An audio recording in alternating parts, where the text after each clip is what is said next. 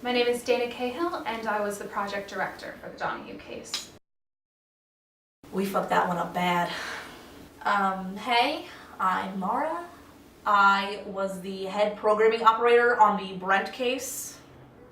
Brent Donahue was a man who was given an opportunity to be better.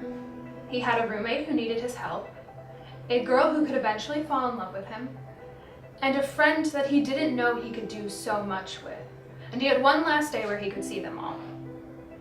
Didn't seem as difficult as his reputation implied. Brent Donahue is a sociopath, and normally our department doesn't take on those type of cases because those people end up in prison or as war criminals or something along those lines. But Dana had just come off of this really high profile case and she wanted to one-up herself and she thought our department could handle it apparently, so we took it on. What kind of person was Brent? So, you want me to explain what my job is? Essentially how it works? What's the point? Who's gonna be watching this? Okay, fine. If you really want to know how it works... You love to hear yourself talk. Oh, shut up. Okay, so essentially what we do is, we take a day. Imagine it as a straight line. You have a start point and you have an end point. What we do is we take that line and turn it into a circle, essentially an unending loop. We take a person and put them into that circle, and they repeat the day over and over again until they become a better, happier person. My job in And then we take it and we make it a line again. My job in particular was to shift other people's perspectives around so that Brent would see more than 3 people a day, because without me, you wouldn't see more than, you'd see about 3 people a day. So with me... Get over yourself! Okay, my job was definitely harder than Mara's, and she's my superior. That is not true at all. Every time he'd kill himself, she'd have to grab it right before he died and then cycle it back around so that he didn't fully die. Okay, you just have a crush on her, okay? That's off the record. We're talking about Brent's suicides here. How many times did he kill himself? This is Anthony, Brent's roommate. I like Anthony. I don't like Anthony. Why don't you like Anthony? Because he's a lax bro. Who gives a shit? He's a nice guy. He made Brent eggs every single day. I don't trust someone who just randomly makes people eggs out of It's the his kindness of their fucking roommate. But every morning, because Brent's an asshole, he would do something disgusting to the eggs so he wouldn't have to eat them. Hey man, do you want some eggs? Every day it's eggs.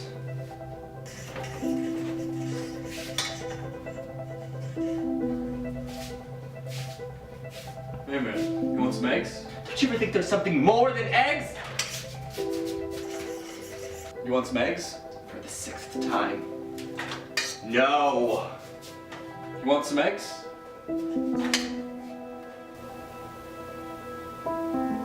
Hey man, you want some eggs? He really, really did not want those eggs. When I asked the psychoanalyst why that may be, he showed me this. Brent was always a distant roommate, so he was never really there for Anthony when he needed it. Recently, Anthony got out of a long-term relationship. He broke up with his girlfriend of several years, and he really just needed somebody to talk to. Probability said Brent would eventually ask and help him, but when Brent did ask, he tried to sleep with his ex. Brent was supposed to end up with Sarah. Probability said that he would end up with Sarah. Let me break this down for you. There's this girl, Sarah, and for some God only knows reason, she likes Brent. Can you just shut the fuck up? He's a really nice guy, but you put a camera in front of him, he becomes a total ass. Shut up! She's way too good for him. She's obsessed with him. It makes no sense. Boom. Done. Look how easy that is. Look how easy that Fine, is. you explain the next one then. So, because Brent is a huge asshole and he only likes himself, Sarah would get really sad, then angry, then slap You know, you've got to be the most boring, unimpressive, unattractive girl I have ever seen in my entire life. And you never, not a single day, have you had...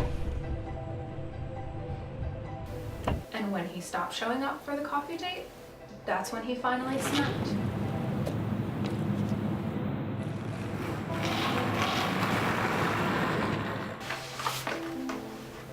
He started a new religion, the Church of Campbell.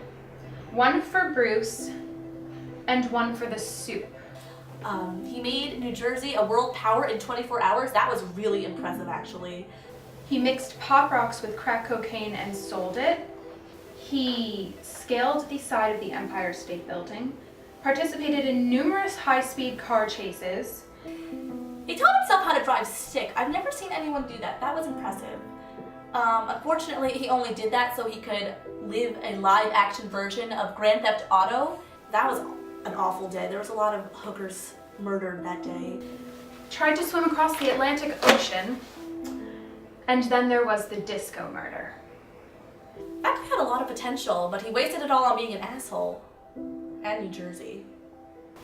And then he brought his insanity back to the cafe.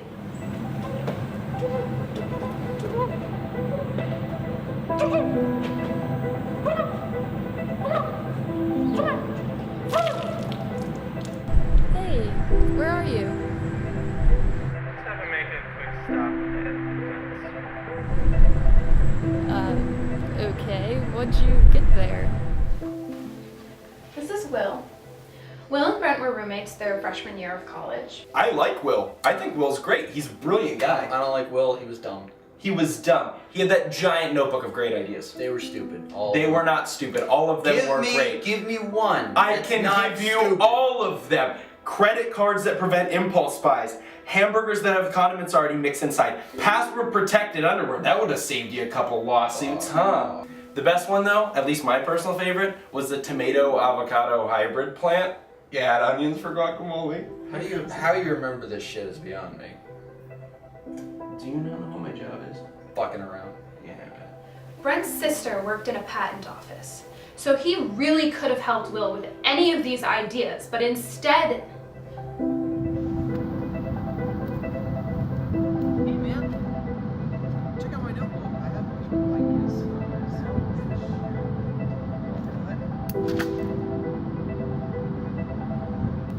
Hey man.